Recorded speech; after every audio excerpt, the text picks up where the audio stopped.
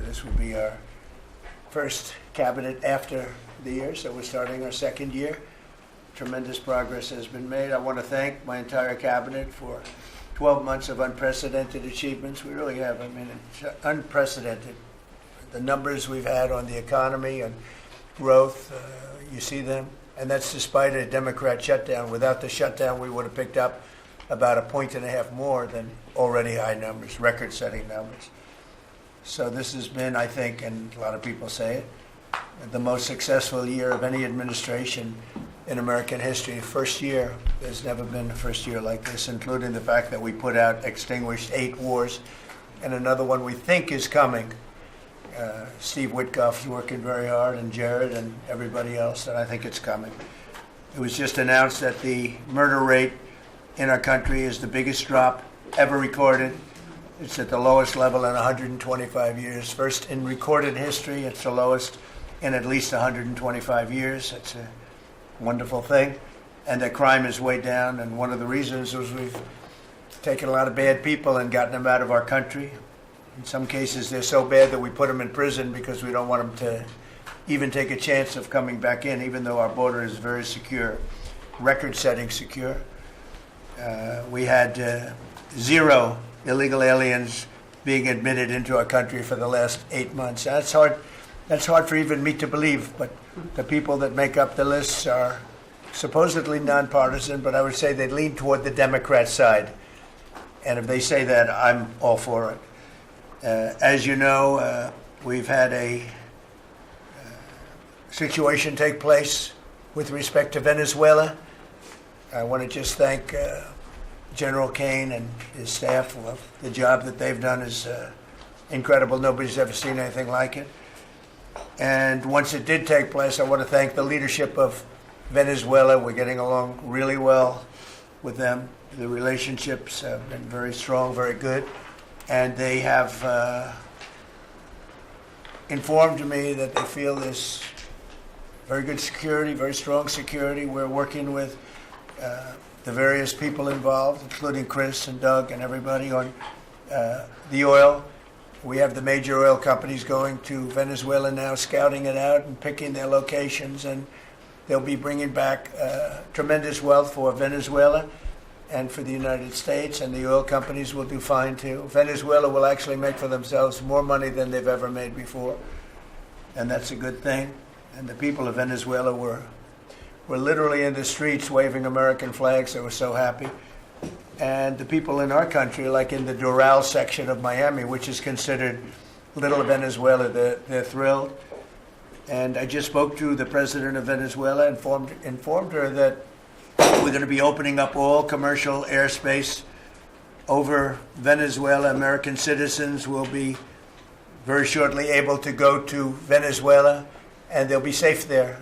They'll be safe. It's under very strong control.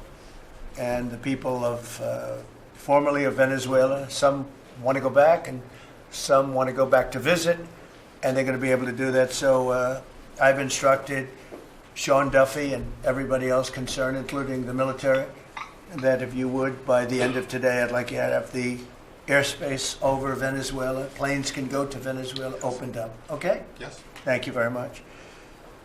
And I want to thank all of the people in Venezuela for what they went through, and I want to thank the leadership for really they're doing a good job.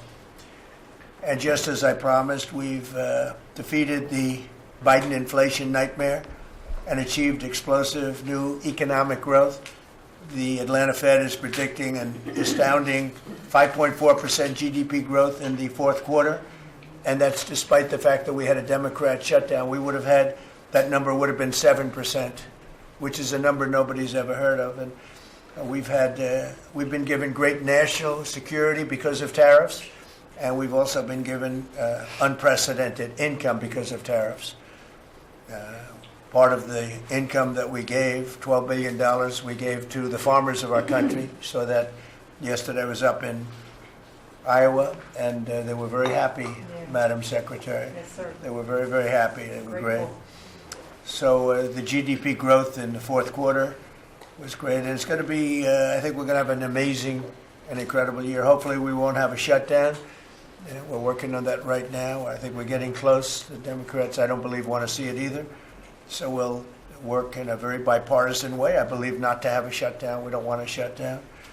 And just yesterday, the S&P 500 hit 7,000 for the first time ever. There's never been any time at which it's done like that. And the other stocks also, I think it was 52 times for the Dow, had hit a record high. But the 7,000 was not a number that was even thinkable if you go back a year ago.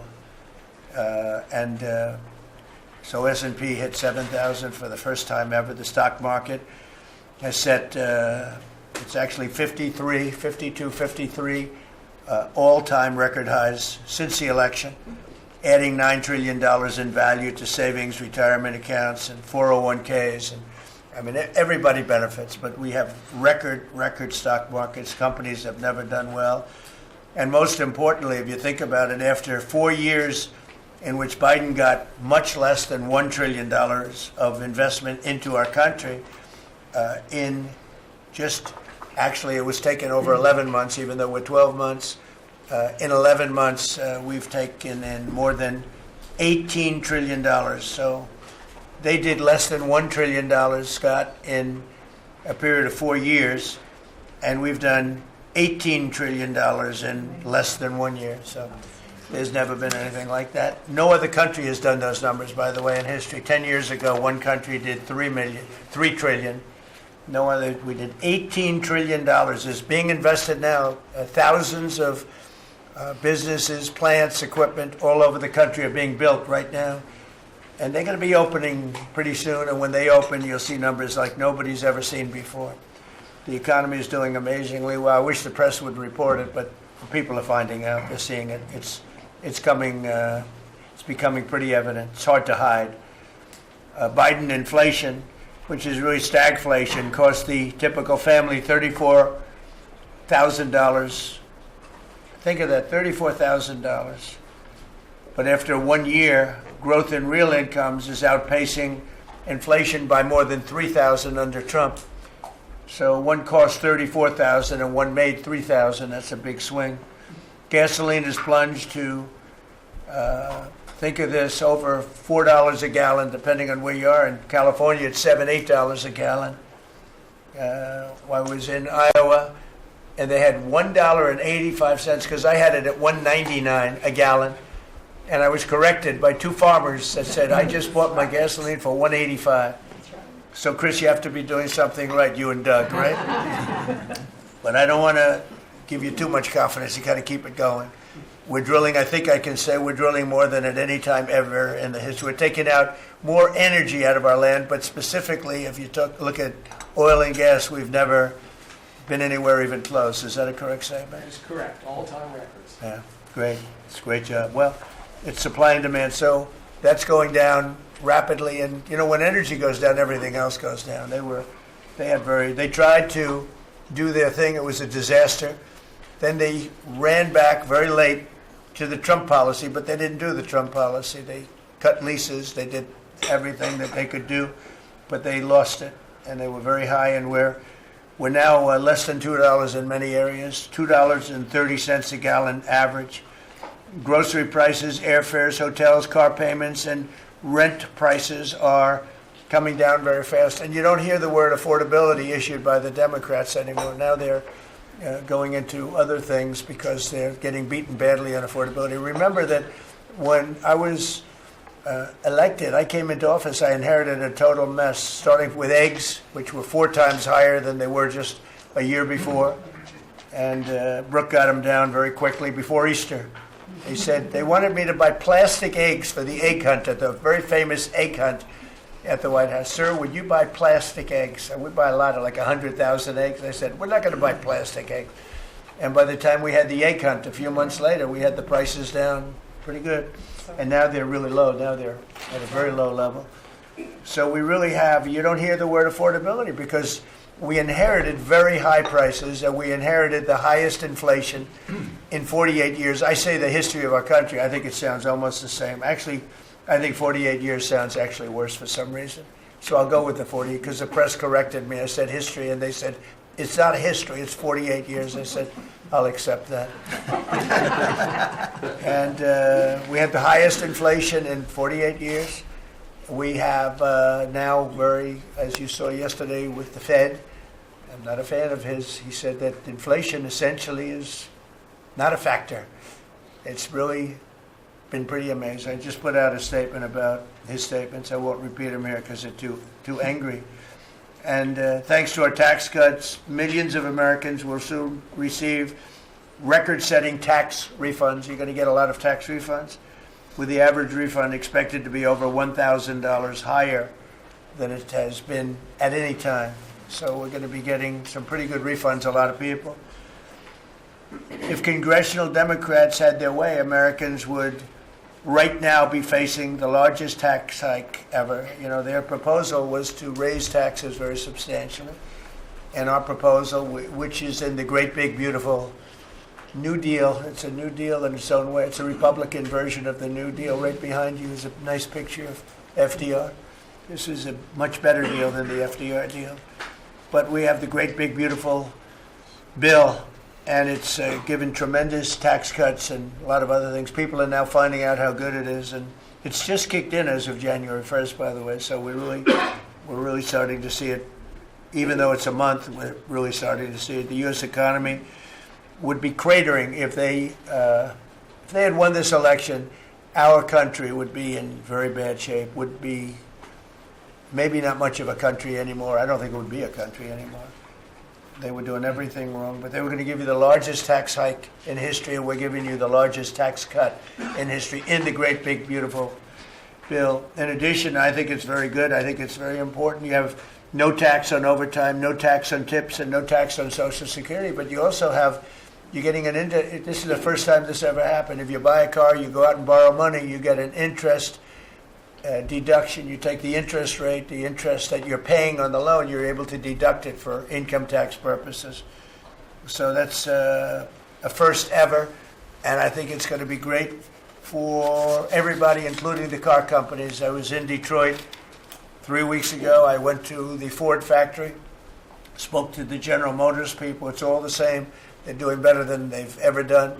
The factory I went to was like a World War I, earlier than World War I factory, opened up. One of the oldest buildings, but one of the biggest. And Ford was getting ready to close it a couple of years ago, and then they saw that I was doing well, and it looked like I would have a good chance of winning. And they kept it going, barely going. And last week they announced, during my visit, they announced that they're going to round the clock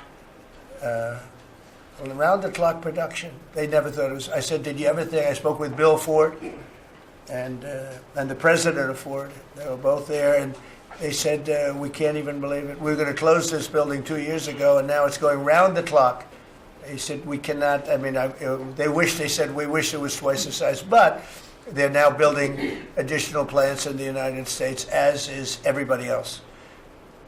You have AI building, but the car companies, I love the car companies, and you have them, they're all coming back. They're coming back from Mexico, they're coming back from Canada, they're coming back from Japan, and they're coming back from Germany, all over Europe. They're coming back, they're building here because they want to avoid the tariffs. They don't want to pay the 15%, in some cases 25% tariff. Could be a lot higher than that if it wasn't working. So because of that, they're all coming back. One statistic yesterday that Scott told me is that for the first time ever, tell them about the steel in Japan, that we are now making more steel. Go ahead, please. So yesterday they reported for the first time in 26 years, the United States of America produced more steel than Japan. Wow. And that is entirely driven by your tariffs. Amazing. Think of it.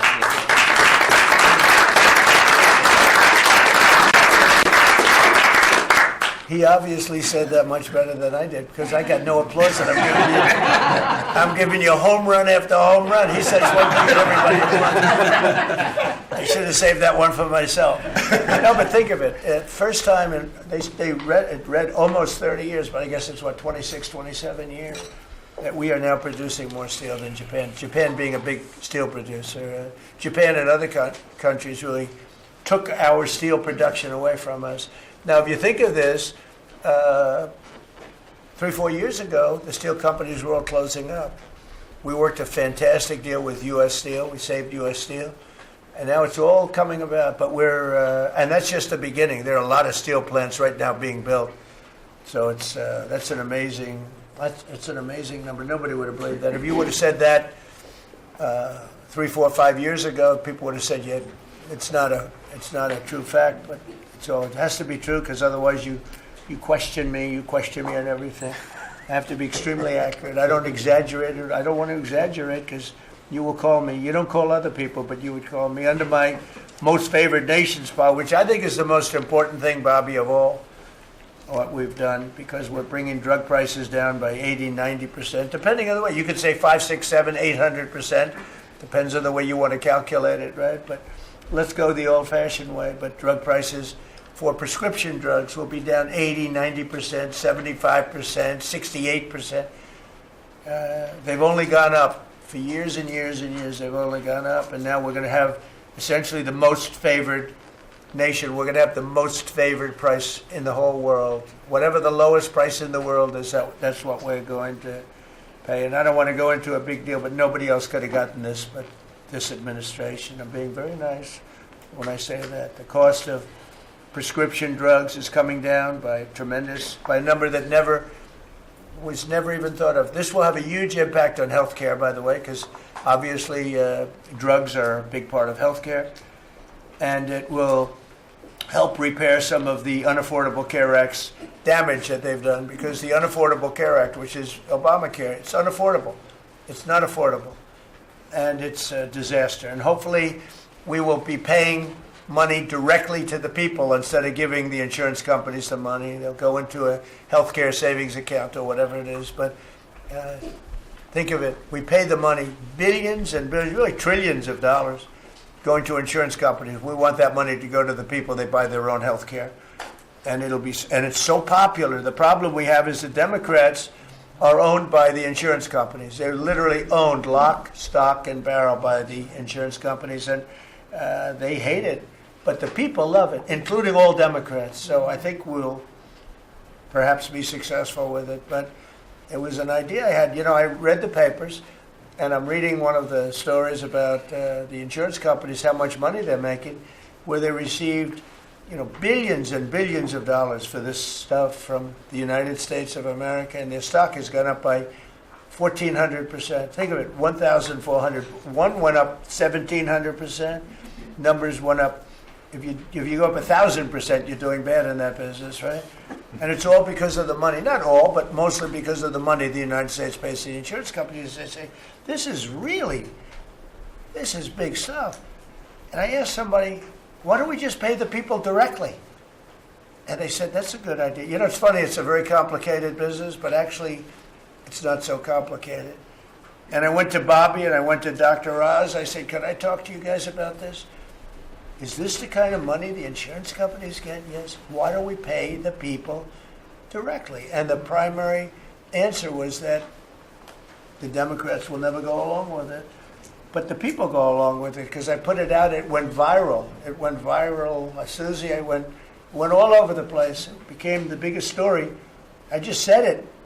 And so I think we have a great situation if we can do it. But if you think most favored nation policy for drugs will bring your drug prices down at levels. So now if they're selling a pill for $10 in London and $130 in New York, the London price will go up to $20 and we'll go down to $20. So we'll go from 130 down to 20. And by the way, tariffs did it again, because the drug company said, we'll do it begrudgingly, but they were okay. But we'll do it, but no nation's going to approve it, because even if you raise the price by, like on a pill, $10 to $20, you're doubling the price of their prescription drugs. I said, no, they'll do it. And when I got them on the phone, I said, if you don't do it, we're going to charge you very substantial tariffs, more money than that's going to cost you. And they said, we'll do it. And before, I don't know that any other president even tried to do it. We can't find it. But if they did try, they wouldn't have gotten through the companies. They wouldn't have gotten through the company, and then they wouldn't have gotten through the country. I spoke with Macron. He was the first one. He was not at that time wearing sunglasses. And he said, no, Donald, I will not do this. I will not. I won't even consider, you're asking me to double the price. I said, you have no choice. You have to do it because you guys have been ripping us off. In other words, the whole world, we've been subsidizing the whole world on drug costs. That's why they were $10 and we'd be at 130. As an example, there were many examples. I could give you examples even worse. He said, no, I will not do that. And I said, yes, you will. 100% you'll do it. He said, no, I won't do that, Donald. You're asking me to double the cost of our prescription. We will not do that. I said, look, you've been ripping us off now for decades. We're not going to do it anymore. You can do it under Biden and Obama and other people. You're not going to do it under us.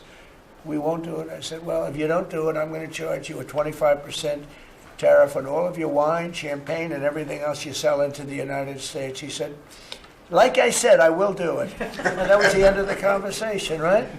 That was the end of the conversation. So now we have favored nations that everybody said would be impossible to get. And I then had the same conversation with 15 other countries. Every one of them agreed. After a short conference, they all said no. And then within a matter of seconds, they said, we would be very happy to do that. Thank you for asking in such a nice way.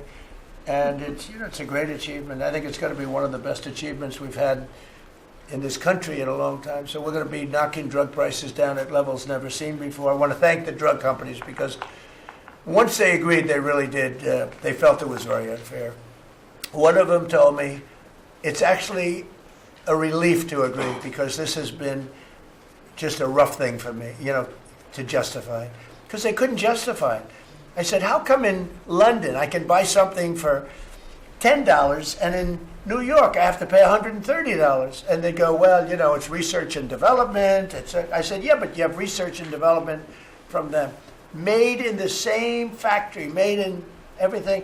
This is where my friend, who's very successful, I told you, a seriously overweight person, he takes the fat pill or the fat shot. And he was in London and he said, costs $87 there, costs $1,300 in New York. What's going on? He called me up. And, I knew that, but he put it in a very blunt way. I've known him a long time. He's a crude individual, but smart as hell, made a lot of money. But he just thought it was sort of ridiculous. He happened to be in London, and he got the shot, Ozempic, I think, or one of them. And I told him it wasn't working. For him, it didn't work. But he brought up a good point. It didn't work. I told him, he knows who I'm talking about. He's going crazy. He begs me not to mention. He's not talking about me, ladies. It's not our great vice president. No, but he begs me not to mention his name because he's become very famous without mentioning his name. And he is actually a very well-known business person. But he did make a point. But I knew the point very well. We were always paying far more than any other nation. We were subsidizing the world. Right now, there's no more of that. So we're going to be bringing the drug prices down at numbers never seen before. It's going to have a huge impact, positive impact on healthcare. So with that, we are going to ask a couple of people to say a few words. And we're not going to go through the whole table because the last time we had a press conference, it lasted for 3 hours. And some people said he closed his eyes. Look, it got pretty boring. In all fairness, I love these people. But there's a lot of people. It was a little bit on the boring side. But I didn't sleep. I just closed them because I wanted to get the hell out of here. Some of them, I didn't sleep, by the way. I don't sleep much, let me tell you. But, it's funny. Some of them got me in a blink. When you go like, and they took me as at the closed segment of my cycle. And they said, he's sleeping. And besides that, Marco, between these two guys, if I was sleeping, they'd be waking me up very fast. They'd be knocking me, come on, you got to wake up, boss. But no, we've had great meetings. Look, we're the most transparent presidency by far, and I love going around the room, but we're going to pick a few people. I think I would like to ask Steve if he could just give us a brief description of how well we're doing in the Middle East, because we have peace in the Middle East now. There's a couple of little minor flames that we put out very easily. And very importantly, we got our last hostage back, which is incredible. Unfortunately, this was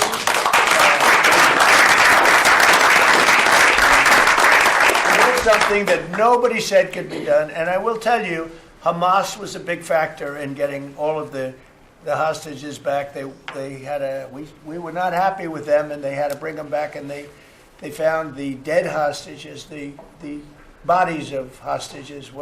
And those parents wanted their sons back, I think in all cases sons. But they wanted their sons and their family. They wanted their sons back as much as the people that had living hostages that we got them back to. So we got the 20, but remember, we got hundreds back previous to that. But I always said getting those last 20 back is going to be very tough. And we got them back, and we got all of the bodies back also, which to those parents was just as important as getting back the son that was living. Steve, could you give us a little description, please? Well, your policy of peace through strength, that's what delivered them home. Without that pressure, it never happens. We are in the second phase now. We've stood up for the first time, Mr. President, on your behalf, a technocratic, all Arab government. We've got the terrorists out of there, and they're going to demilitarize. They will, because they have no choice. So we expect that. Pardon me? And now we want to get Hamas no guns, right? Right. They're going to give it up. They're going to give up the There's a good chance we're gonna AK-47s. get that. A lot of people said they'll never disarm. Looks like they're going to disarm. And they did help us with those bodies, getting them back. Look, And that you know. family is so grateful to you. They called, I Yeah. spoke to them, Jared spoke to them. You know, it's an amazing story. He broke his shoulder, but he went out there because he didn't want his friends to fight alone. He would be alive today but for that. He had no reason to go out with a broken shoulder, and he went out and fought them courageously And died. and died. That's right. This is a great story, and the parents are great. They were the only ones who didn't, they came back pretty rapidly, actually, considering. And we had get some back initially with the initial group. After that, we had to get a lot. That's a tough job. That's a nasty job, too. Who would want that one? That's a nasty job. And between Israel and Hamas working together, if you can believe it, they got them back. And we got the last one back yesterday, and the parents are so happy. It's amazing, actually, how... We sent a message to the parents on your behalf, as you suggested, and they were so grateful.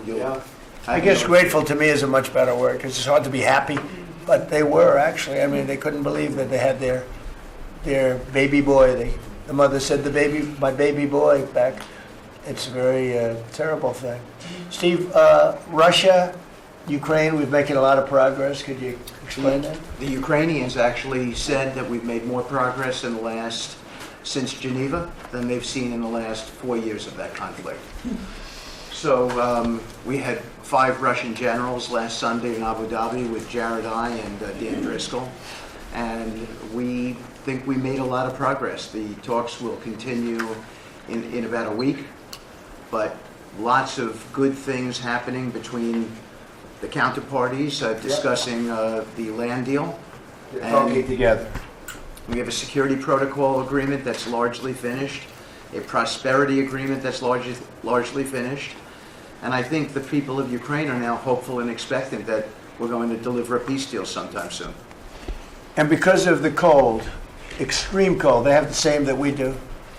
I personally asked President Putin not to fire on Kiev and the cities and towns for a week during this. It's extraordinary. It's not just like cold, it's extraordinary cold, record-setting cold. Over there, too, they're having the same. It's a big pile of bad weather, the worst.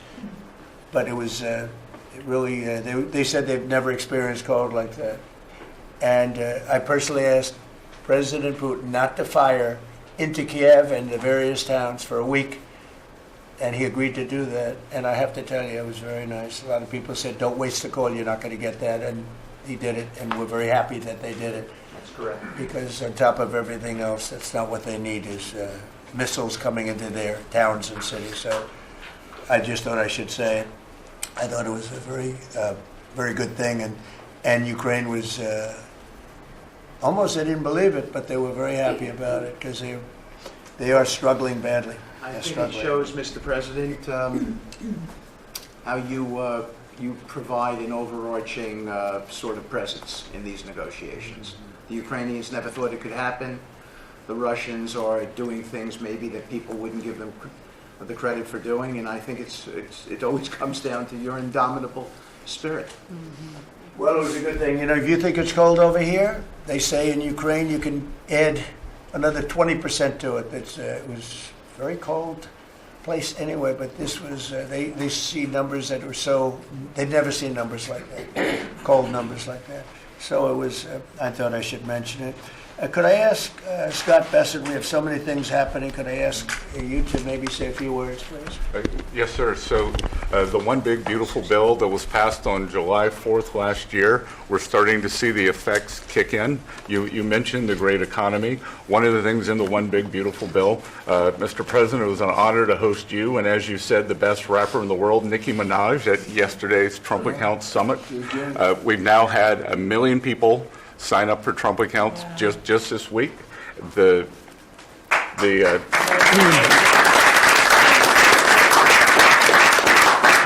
think there'll be 25 million families who are eligible. The segment that you and she did has 1 billion hits. 1 billion hits on the internet. So we're telling everyone, go fill out form 4547, trumpaccount.gov. So thanks to you, the Trump accounts, the next generation's America will benefit from today's record-breaking economy, record-breaking markets. Sir, when we came in, the Biden administration had destroyed the American people with the 3 I's: immigration, inflation, and interest rates. Immigration, check, you close the border. The inflation, as we've heard, back down to target. Prices are coming down. And interest rates, we hope there's more on the way. We've got gains in wages, low prices, and I think 2026 is going to be the year for the Trump boom. It's going to be a supply side boom. I enjoyed the trip out to Iowa. In the diner, the staff there was thanking you for the no tax on tips, and they're expecting big refunds. From that, we saw the CEO of John Deere, who said, thanks to your tariffs, new plants in Indiana and North Carolina Two massive plants being built by John Deere. And he's the chairman and CEO, wonderful guy. And I said he was at the event we had in Iowa, which is appropriate, John Deere, Iowa. But I said to him, so what are you doing? He said, we just announced 2 massive plants. In fact, they're going to have 1 plant for excavators. And he said, there hasn't been an excavator built in this country in 50 years or something. He said they're taking it out of Japan and they're moving it into the United States. They're 2 very big plants. And I said, so why are you doing it? He said, because of you and because of tariffs. I said, if we didn't have tariffs, would you be doing it? He said, absolutely not. So it's very important, and I hope we're going to be successful with the Supreme Court case, because we're waiting, and we're taking in hundreds of billions of dollars, and we don't want to give it back, number one. And number two, and you know, the people that are fighting us on that case, by the way, are China-centric. These are people that are for China, but they're also outside of the United States. These are countries that have ripped us off for years and years, charging us tariffs. And now we're doing an amazing job, and we're getting it back. We're getting it all back and then some. And they're the ones that are leading that lawsuit that we have in front of the United States Supreme Court. So it's a very important lawsuit for our country. And hopefully it's going to work out. We're waiting a long time, but hopefully it's going to work out. We've taken in hundreds of billions, even trillions of dollars, and certainly we've taken in trillions of dollars of, you know, a big part of that $18 trillion that's coming in is because of tariffs. They're coming in, they're building because they don't want to pay the tariff, and the tariffs are very, you know, steep. They could be much steeper. You probably saw I put out a truth today, and the tariffs could be much steeper. We've been actually very nice about it. But even being nice about it, we've taken in hundreds of billions of dollars, and honestly, they've given us tremendous national security. The power that we have because of that, they have given us tremendous strength and national security. Go ahead, Stephen. Yes, sir. And the The IEPA power you used on the tariffs, as you said, we're bringing in tens of trillions of investments. The tens of trillions of investments turns into factories construction, which turns into factory jobs, which turns into consumer spending. You've right-sized the government, so government employment is down, private sector is up. Growth was a stunning 4.7, 4.8% in the past 2 quarters, biggest back-to-back gains in a decade. And we are doing that with government finances improving. So that will bring down the borrowing costs, the calendar year budget for 2024, 7% deficit to GDP, highest when we weren't at war, not in a recession, all the way down to 5.4% and getting better. Biggest decline since 2014. Generational gains in productivity, soaring productivity. We're going to lift workers' pay, record high prices, record high profits, and stock prices are soaring. You got a manufacturing renaissance, and all the key inflation metrics are trending lower. Over the past 3 months, the consumer price index is just 2.1, and core prices are even lower at 1.6, and I think that could trend below 1, given energy, as you talked about, the pharmaceutical discounts, and rents. So we're expecting a great year in 2026, Mr. President. And we're going to be announcing next week, I think sometime, Scott and Howard and everybody, we're going to be announcing the head of the Fed, who that will be. And it'll be a person that will, I think, do a good job.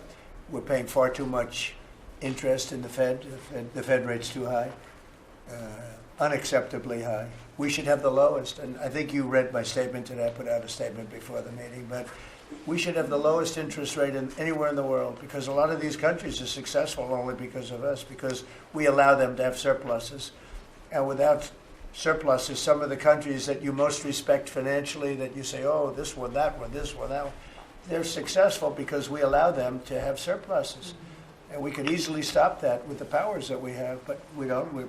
We took some of it, but we took really just a small portion of it compared to what we could take if we wanted to. We should have the lowest interest rate anywhere in the world. They should be 2 points and even 3 points lower.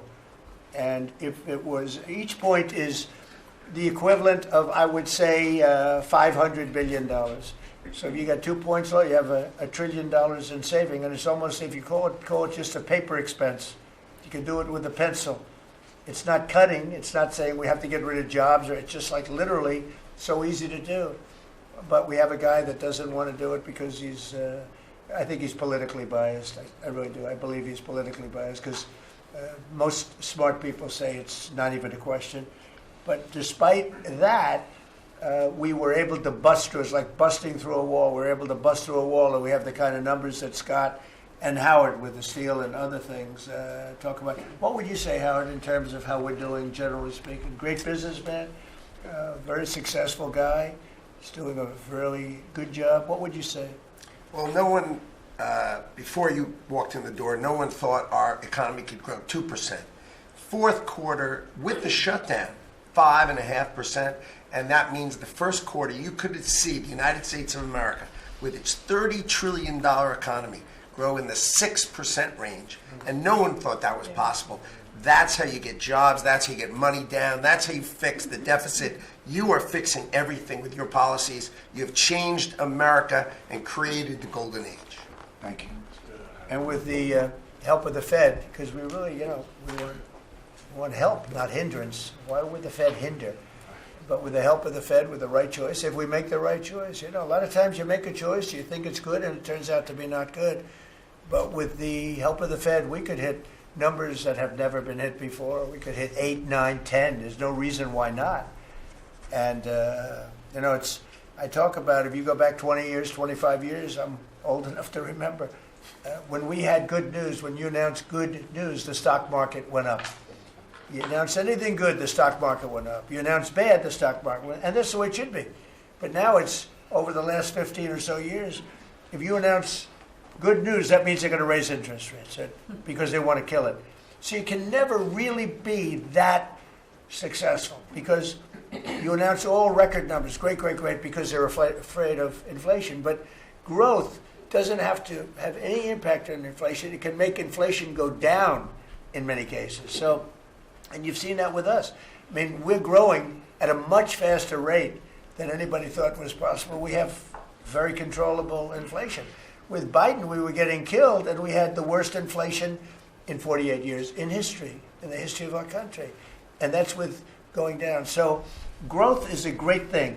It doesn't mean inflation. And I want to go back to a system where when we announce good news, they say that's great. We can lower interest rates instead of raise interest rates. And by the way, if inflation comes, we'll take care of it when it comes. But you know, they're trying to guess it, and they're trying to get it 10 years before in advance. And you know, we want to make this country greater than ever before, and I think we're doing that. But we want to make it that when we announce great news, everything goes up. If we announce bad news, that happens too. We bring it down, and we control, and we do what we have to do. But we can have numbers in the upside like nobody's ever seen before. I want to ask Bobby to say a few words, if he would, about some of the incredible things that we've been doing in your department with Oz and everybody else.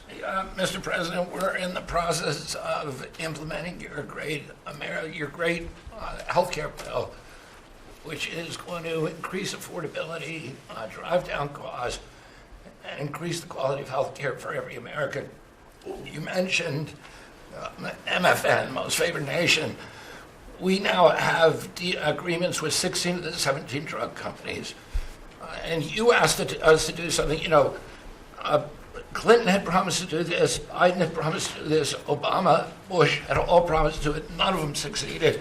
It was regarded as impossible, and you made it 10 times harder. As you said, not only do I want MFN, but I want them to all reshore their production to this country. And they don't have any money to do it because we've taken it all from them. And I want to make sure we continue to lead the world in innovation. We succeeded in all of those goals. And the proof that we did that is after we signed those agreements, the stock prices for those companies went up $1.3 trillion. Amazing. And they are reshoring. Eli Lilly is building 6 new plants, including an API plant. So the next time that we have a pandemic in this country, we're not going to be stuck buying API from China, who cuts us off.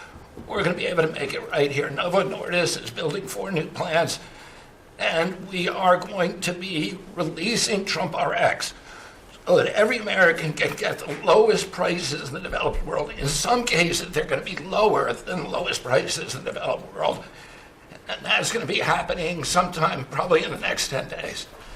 So we're doing rural health care. We sent out $10 billion last week. The states have that money. They're going to be giving it to rural hospitals sometimes in the next 2 weeks. And we're going to revolutionize rural health care in this country. You are raising the influx of federal dollars to rural health care by 30% over the next 5 years. So 30% every year, more dollars, federal dollars, are going to be flowing to them. It's going to allow them to rebuild their decaying infrastructure, to retain providers, and also to revolutionize the use of AI and other technologies, which is going to dramatically lower the prices for rural Americans and raise the quality of their health care. Brooke and I released the dietary guidelines, which have been received incredible acclamation from both sides of the aisle. We are going to change the food culture in this country.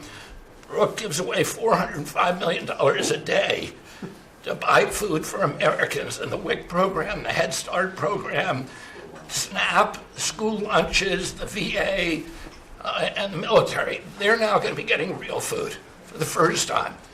And Brooke came up with the ingenious idea of requiring every store in this country that accepts food stamps to double the amount of real food that they're selling. And this is going to drive changes in the market, and it's going to lower the cost of meats, of proteins, of whole grains, of fruits and vegetables, so that every American will have in their reach an affordable meal that actually is real food. 70% of American kids now are, 70% of the diet of American kids is now ultra-processed foods. That's why we're spending $5 trillion in treating chronic disease in this country every year. We are attacking fraud. We have Oz finding hundreds of billions of dollars of Medicaid, Medicare fraud in states like Minnesota and California, and we are clawing back that money. We also accomplished something that every American has promised, which is prior authorization. Now we have 80% of the insurance industry that has agreed to eliminate prior authorization in almost all of their procedures. So that every admits this is going to dramatically change the experience of every American with the healthcare system. When you go to your doctor at your point of care, before you leave that office, you will know whether the insurance company is going to pay for the procedure or not. And that is going to, as I said, change the experience. We're also doing price transparency, which you asked during your first term. It never got implemented because the Biden administration never enforced it. We brought more enforcement actions against hospitals than in this 1 year, and the Biden administration brought in 4 years, and we're doing a crackdown so that every American, when you go to a restaurant, you look at the prices before you buy the meal. You ought to be able to do that when you go to a hospital, and by the time that we leave office, every American is going to have that guarantee. We're doing a lot of other stuff, but we were told to keep it short. So. And the autism that's moving along, really, is that We've commissioned now dozens of studies, maybe over 100, and we are going to get those done for you. Good. That's so important. Also, Eli Lilly, Merck, Pfizer, every drug company, they're spending trillions of dollars right now, as we speak, building plants in the United States because they want to be able to save a lot of money on tariffs. It'll be hundreds of percent, 100%, 200%, 300% in 2 or 3 years from now. So I said, you better have your plant built because in 2 years from now, before I leave office, it'll be a sad day. Very sad day for me. But before I leave, every one of these plants better be built because you're going to be paying 300% tariffs. And they're all building their little hearts out. I spoke with the head of Eli Lilly, who's a fantastic guy, a star, actually. He's a star, very smart. And he told me he's building 6 plants in the United States, big ones, in locations that I know very well, but all over the country. Merck is building, and Pfizer's building, and every one of them's building, and foreign companies are building. So it's an amazing thing that's happening, and you're doing a fantastic job. I read an article today where they think Bobby is going to be really great for the Republican Party in the midterms.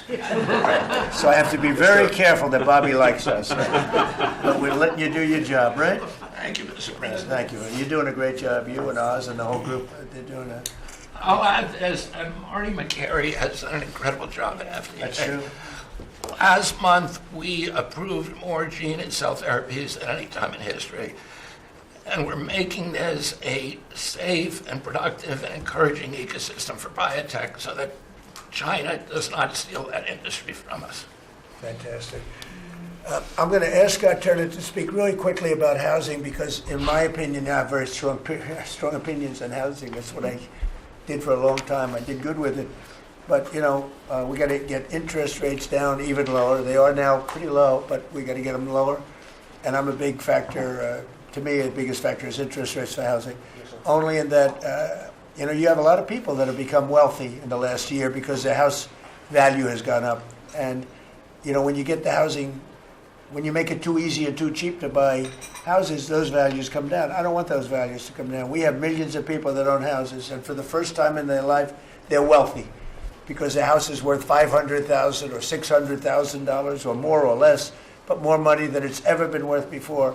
I don't want to do anything to knock that down, and so I want to be very careful with this. You make housing, I can turn on housing immediately, but you make it too easy and you're going to knock the value down of people that own houses. I want to, for those people, those millions of people that own houses, we're going to drive those values up, but we're also going to try making it easier for people to buy. The best thing that can happen for both groups of people is lower interest rates, and those interest rates are coming down, and with a proper, intelligent person at the Fed, that person will be able to work with us to get interest rates down. That covers all of the sins. It covers everything.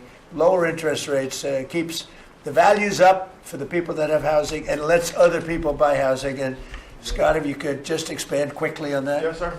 You did allude to when we first came in, sir, you know, our fiscal house in America was a mess. But because of your economic policies, the economy is thriving. And I do have some good news to share. As you said, you know, good news. I hope this will make the interest rates continue to go down. But because of your policies, sir, home sales in December, they rose sharply to their strongest pace in 3 years.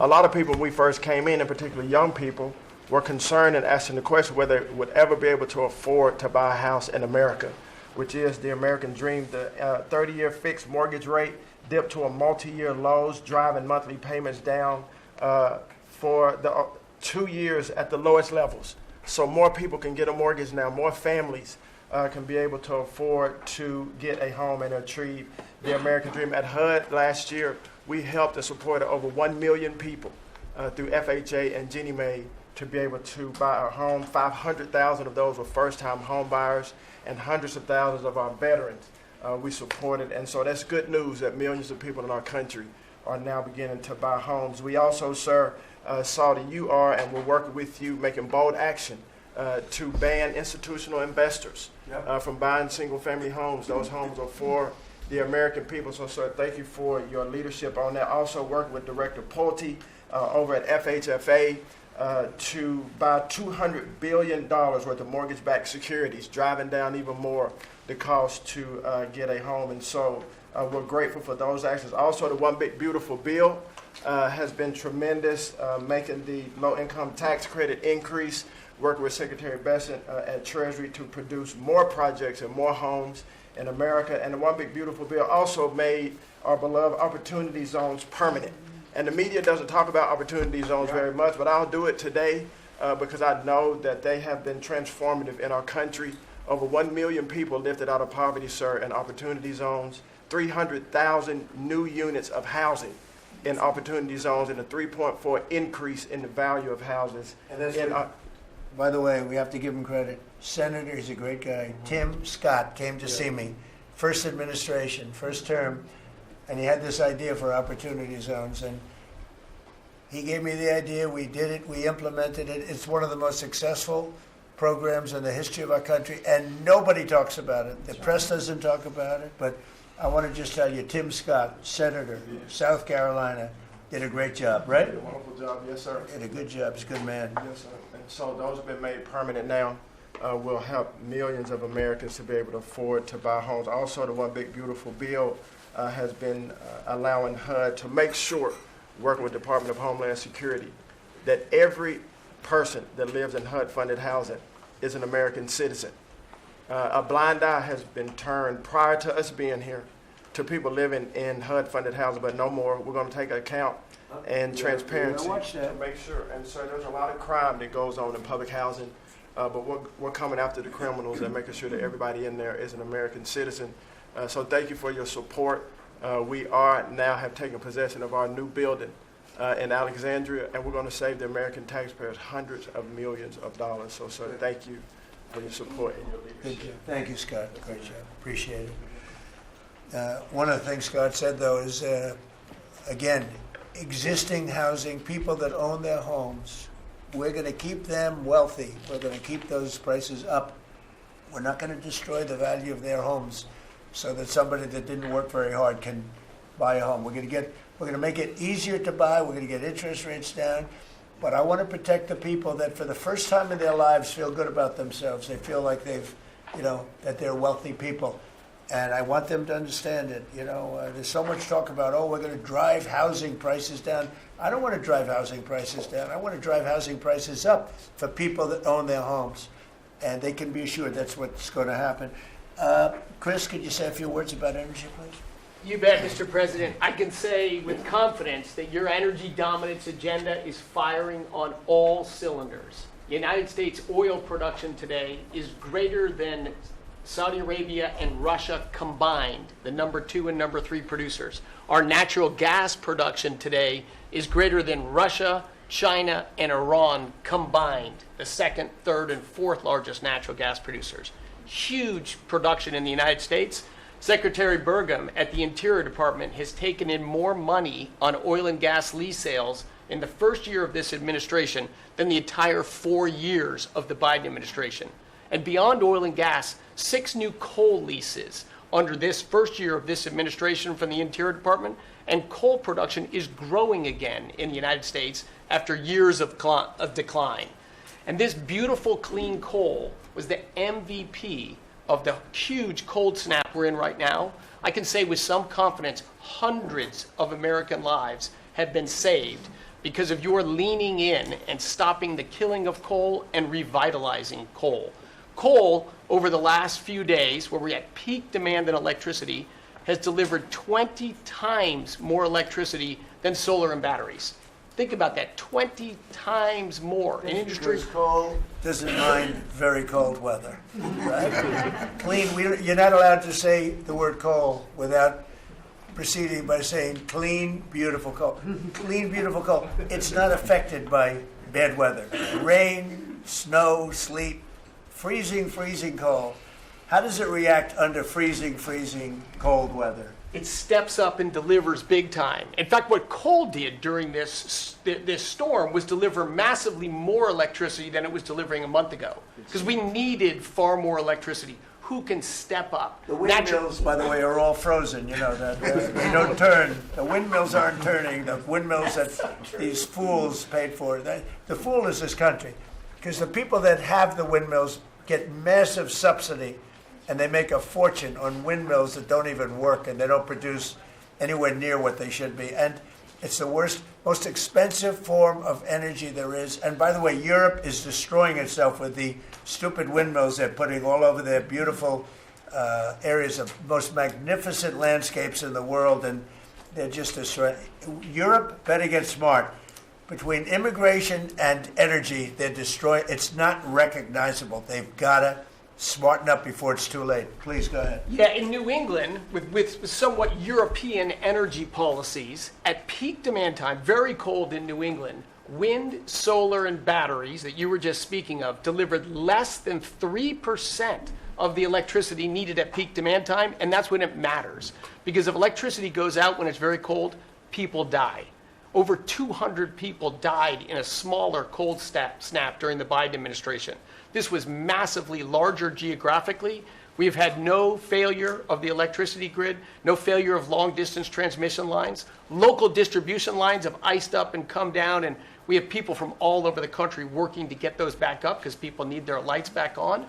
But your energy policies delivered just a dramatically different outcome for the American people. If we'd continued the Biden-era policies for one more year, continued to shut down coal plants, continued these crazy climate restrictions that wouldn't even let power plants run at maximum demand time, we hadn't liberated all the backup generators that are sitting there. We gave up an emergency approval, So a lot of run those everything. plants that were going to close, coal plants that were modern and good and threw up very little problem, and that were really powerful. You know, by the way, China does most of everything they're doing with coal. Not that we want to copy anybody, but you know, they make the windmills, but they don't have a lot of wind farms. That's somebody ought to look at that. How many wind farms do they have? Very, very few. They make them, they sell them, they make a fortune, but they don't use them. So the coal, I mean, I understand they're using it also as a great backup. So you build a plant, but they have it as a backup in case of tragedy, in case of really bad weather, et cetera, et cetera. They actually store coal on the site of other plants, so that if they need emergency energy, the coal is always going to be there, whereas other things aren't. Is that correct? Exactly. Coal just stepped up here to 25% of our electricity during this high demand time. Natural gas, coal, and nuclear, they are what run the American electricity grid. The others are ornaments and often expensive And you ornaments. stopped plants from being Prices. demolished, right? 17 gigawatts of coal generation plants were slated to close last year that were stopped from being closure by this And if they administration. were closed, we would be really tight on energy. We would have had significant blackouts at these peak cold times, and extrapolating from the last storm during the Biden administration, I think at least hundreds of deaths. Because in the South, a lot of heating is done with electricity generation. If those grids go down, people die. So these, and when going back to the Working Families Tax Cut Act, or the One Big Beautiful Bill, that got rid of $500 billion of subsidies, energy subsidies, that do nothing but make energy more expensive and less reliable. And under this administration, we've spent massively less on energy, and we've delivered massively more on energy. And when you have more energy of lower prices. It's a fantastic job. You and Doug. Doug said, you got to get this guy, Doug. You got to get this guy, Chris Wright, and get him as soon as you can. I said, but I want you to run energy. He said, well, I'm good at it, but he's better, right? Didn't you tell me that? So I gave him the land, I gave you the energy, right? And it's a great combination. I mean, they literally have, I said, maybe we'll merge it in some way. They said, we don't have to. We get along. They work together, right, with the land. He's got the land and the energy. He's got the knowledge to take it out. It's been a good combination. This administration, the whole administration, and your leadership has been very focused on energy, because we can push down energy prices, we can lower costs on Americans, and we can raise wages by bringing jobs and opportunities here.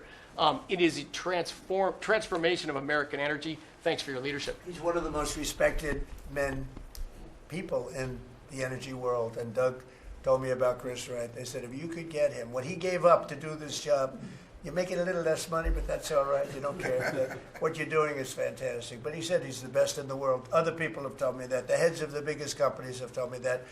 And it's really panning out to be so. We appreciate it very much. It's great. One of the things we're doing with energy, I think that's so important. We have an old grid, been around a long time, and not really, can't be much expanded. It can be fixed up a little bit, but can't be much expanded. And we have some plants that are so big that the grid would never be able to hold it.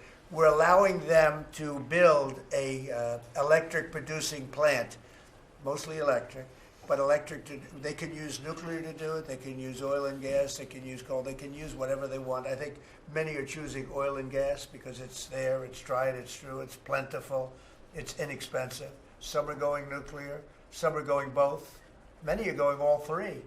But the plants, you read, well, how do we ever fire those plants? Because to do this, we need 2 times the electricity we produce in 1 year for the entire country, which is almost hard to believe. These buildings are so big.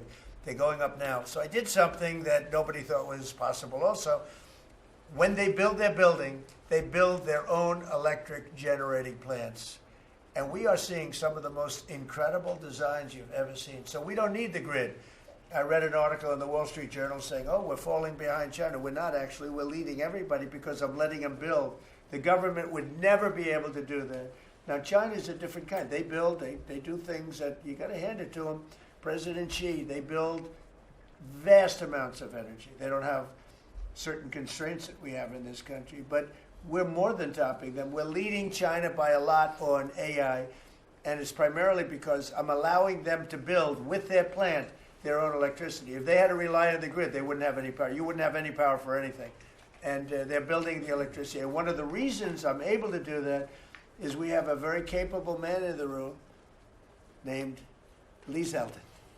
He may be in the room someplace. Is it his normal place? He's there. He's always there. Most reliable, solid guy. And he's done an amazing job. Could you just explain that? And also, because of the fact he's so good, California has a problem. The hardest permit to get when they lost 25,000 or so houses, which shouldn't have been lost, they should have allowed the water to come down from the Pacific Northwest, which was very plentiful. But they didn't do that. They lost 25,000 houses. Lee and his team gave them the most complicated permit within 20 days. Every single house that burned down got the federal approval. Unfortunately, it's well over a year. And the state and the city, that's Gavin Newsom, and the city, the mayor who's grossly incompetent, by the way, they have been unable to give permits. There are like 3 houses being built out of thousands and thousands. They have no permits. So I read about a week ago that it's possible because of what's happened, whether you declare national emergency or something, these people are they're dying to build their house. They want to do something that I could put somebody in charge from the federal government. Congratulations, Lee. And I'm putting Lee Zeldin in charge of getting them their permits, city, federal. You have the federal, you need the city and state, and I hear you have great powers over them. if we want, and we're going to give you that power. We've already given you that power. So Lee Zeldin is going to work with the thousands of people that are dying to build their house. And I also recommend one other thing.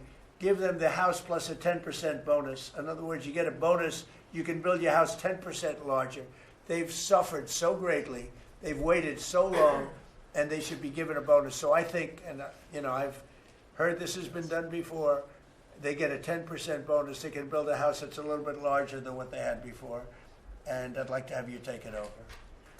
Mr. President, your great Secretary of State was looking for another job. So I was thinking about him, but he's pretty well booked. I watched him yesterday.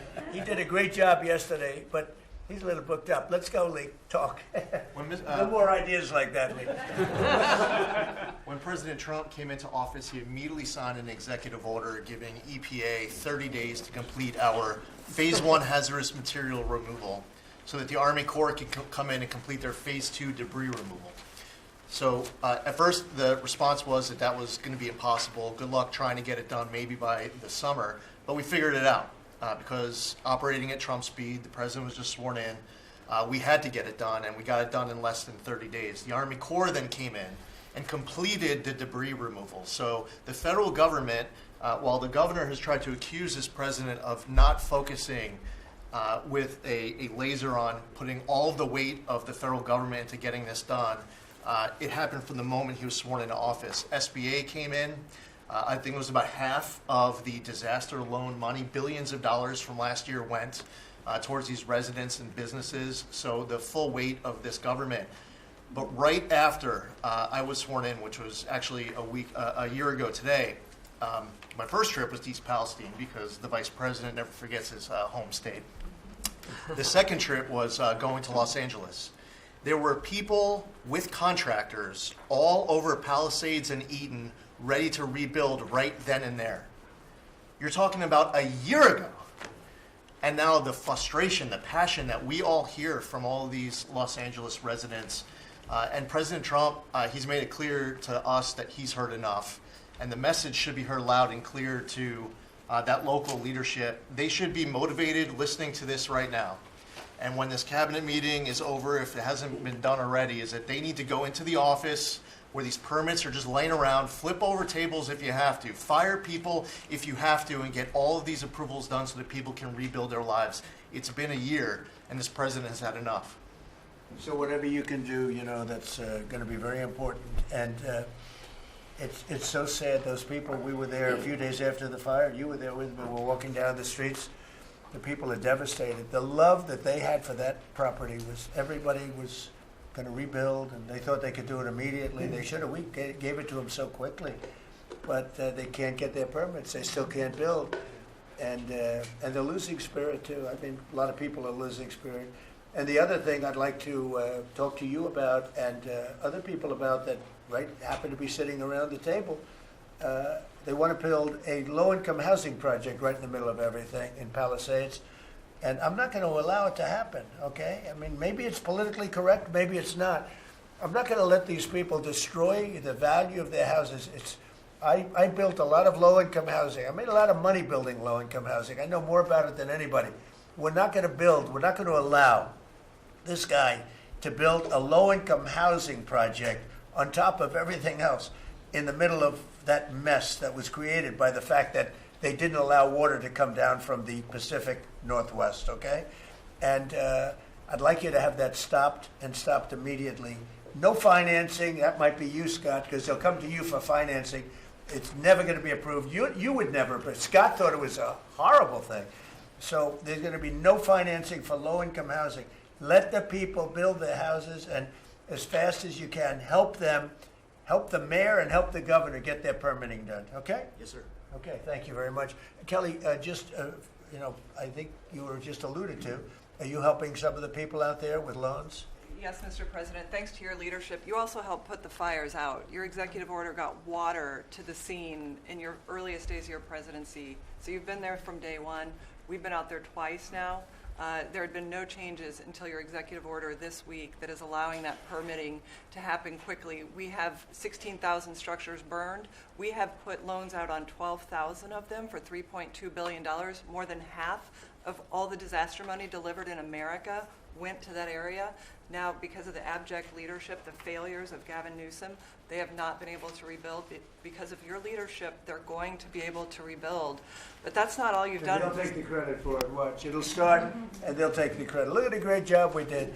They would never, it wouldn't get built in 20 years, and it will be destroyed by building low-income housing next to luxury housing. History says that doesn't work too well. Go ahead. We're going to make sure that doesn't happen, Mr. President. Please. But under your leadership, you've ended at least 8 wars, okay? But probably the most important and underreported war that this president ended was Joe Biden and the Democrats' war on Main Street and hardworking families. We've seen it as I've gone across the country this month, 10 different states, and we saw it when we were together in Iowa. Hardworking families, farmers, small businesses expressing gratitude, lined up to thank you. I was out with our great vice president last week in Toledo, Ohio. They are thanking this administration for getting Main Street back. The Trump tax cuts, the tariffs, deregulation, it's all rocket fuel for hardworking families and Main Streets. And I see it whether it's talking about small business expensing, 100% accelerated for Made in America factories, the 20% pass-through, but it's also working families where they have expanded child tax credits, increased standard deductions, permanent low-income tax rates, health savings accounts, Trump accounts. This president is delivering for Main Street. It's the most underreported story in this country. And I see it in Main Street businesses. All-time small business confidence hit a record under this president last year after the Trump tax cuts. All-time small business formation now at 36 million small businesses and a record $100 billion out from SBA because a record number of people want to invest in this country and hire. And whether I've talked to manufacturers about tariffs, they know that this president is bringing manufacturing back, just like Prince Manufacturing in Macon, Georgia. 500 employees machining parts for our defense, our agriculture, our automotive, our aerospace industry. They're going to hire 500 more people this year because of tariffs, because of the Trump tax cuts, and because of SBA lending. And I see this state after state as I've gone across the country, talked to hundreds of business owners, walked dozens of factory floors. This is not being covered, but it's going on in America. The number one problem is they need skilled workers. And this is something I'm working on with Secretary Chavez-Urimer. I'm working across the administration to ensure that we empower our small businesses. 98% of our manufacturers meet the small business definition. So Ford has 5,000 small manufacturing suppliers. The $18 trillion you brought in is creating an economic boom like none we've ever seen before. We are going to have 7% GDP growth. GDP now is probably underestimating where it is in 4Q, but with interest rates going down, with regulation going down, these are all taxes on small businesses, and those are going away. And thanks to President Trump, your leadership, we are seeing Main Street boom. Hardworking families have $1,000 already in their pockets, and when they get their $1,000 refund tax, I hope they all remember that every Democrat voted against them getting their tax refunds, because this is what our administration is doing, is powering your incredible economic agenda forward on Main Street. Thank you very much. Great job. I do want to say that on my left, I have a man who's doing a fantastic job, and on my right also, but we're spending a tremendous amount of time and effort on building our military. We largely rebuilt the military during my first term, fortunately, and we're greatly enhancing it now. We're going to be doing something new. We're bringing back the battleship, and I thought, like you remember the battleships from the great Iowa and Alabama, Missouri, those unbelievable scenes that you see, Victory at Sea. You'd see these incredible ships, and I thought they were powerful, but the battleships that we're building are going to be 100 times more powerful than those beautiful works of art. I mean, they were magnificent, all steel. We have the steel now, and we're going to be doing that as an enhancement, but our military is very strong. You may want to say something about the large fleet of ships that's heading over to the Middle East. Well, Mr. President, you had to, like so many other cabinet members have referenced, rebuild the perception of America. And at the Department of War, that meant reestablishing deterrence. What happened in Afghanistan, what happened in Ukraine, a war that never would have occurred, what happened on October 7th in Israel, never would have happened under President Trump. So as a result, we're having to rebuild how our enemies perceive us. And when President Trump said, we're not getting Iran, you won't have a nuclear bomb, he meant it. And we sent those B-2s halfway around the world, and they never noticed. When he said, we're not going to tolerate trafficking drugs anymore in our hemisphere, we treat them like the Al-Qaeda of the Western Hemisphere, he meant it, and we're executing that. When you said, Mr. President, we're securing the border, the military was proud to do their part alongside Homeland Security to do that. Same thing with Iran right now, ensuring that they have all the options to make a deal. They should not pursue nuclear capabilities, and we will be prepared to deliver whatever this president expects of the War Department, just like we did this month. No other military in the world could have executed the most sophisticated, powerful raid, not just in American history, I would say in world history. What those men did going downtown, another country, the most secure place in the most secure base in the middle of the night, without anybody knowing until those simultaneous bombs dropped 3 minutes before the helicopters dropped. No other country could coordinate that. No other president would have been willing to empower those warriors that way to be that effective. And that sends a message to every capital around the world that when President Trump speaks, he means business, and we are reestablishing deterrence at the War Department, Mr. President. Thank you. Great job you're doing. Just to finish up on that, the Somalian pirates over the years have stolen many ships. They would get large amounts of money for the ship. You know, you have $1 billion ship, and the insurance companies didn't want to fight because, you know, some of those ships are very flammable. They're carrying millions of barrels of oil. Very flammable, very dangerous situation if they're shot at. So they wouldn't fight. We notified them a number of months ago. Anybody that does that gets the same treatment as a drug dealer sending their drugs in from Venezuela or anybody else. As you know, it's 97% down by water. So the drugs coming in by sea or by water is down 97%. Now we're also starting. That was the more difficult route. Now we're starting to do that by land also. It will be, you'll see that happen as they come in and kill our people with drugs. I think the real number is 300,000 people a year, not 100, but whatever it is, it's a lot of people, hundreds of thousands of people. They're going to get hit. But also we added to the list the Somalian pirates that go out on a boat, similar type boat, actually not quite as fast, not quite as nice as you can imagine, but they get the same missile that we give to the people that are bringing drugs. And so far, we haven't seen anybody going out. So the traffic is not being interfered with by people pirating our ships. Not our ships, ships all over the world. I said, make it for any country. We're doing the rest of the world a favor. It's a very effective favor, but we see very little pirating nowadays. You used to have ships being taken every single, like 2 or 3 a week, these massive ships that be brought in to some place in Somalia, which I don't even know is it a country. We have Ilhan Omar left, and then she gives us lectures on the Constitution of the United States. These people are, what they've done to rip off our country is terrible, but the pirating has essentially stopped. They know that if anybody even makes a move toward a ship, they get the ultimate treatment. They will go to wherever they want to go, but it's probably not going to be to heaven. I can't imagine, but they get hit very hard, just like a drug dealer, just like the boats, the ships that are coming in. Every boat that comes in with drugs on it that we take out, we just saved 25,000 American lives. Each boat is the equivalent of saving 25,000 American, mostly American, but American lives. So I just wanted to let you know that, and Pete's been totally authorized to do that. And they know it's going to happen, and it seems that all of that brisk business that they had has been stopped in its right in its foot.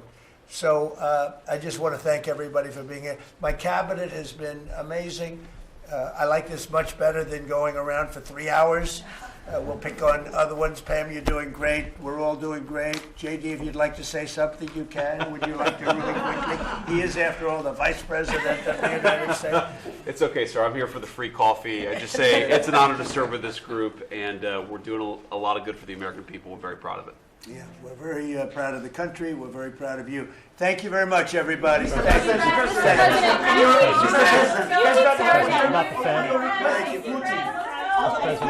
Mr. President, why not take questions?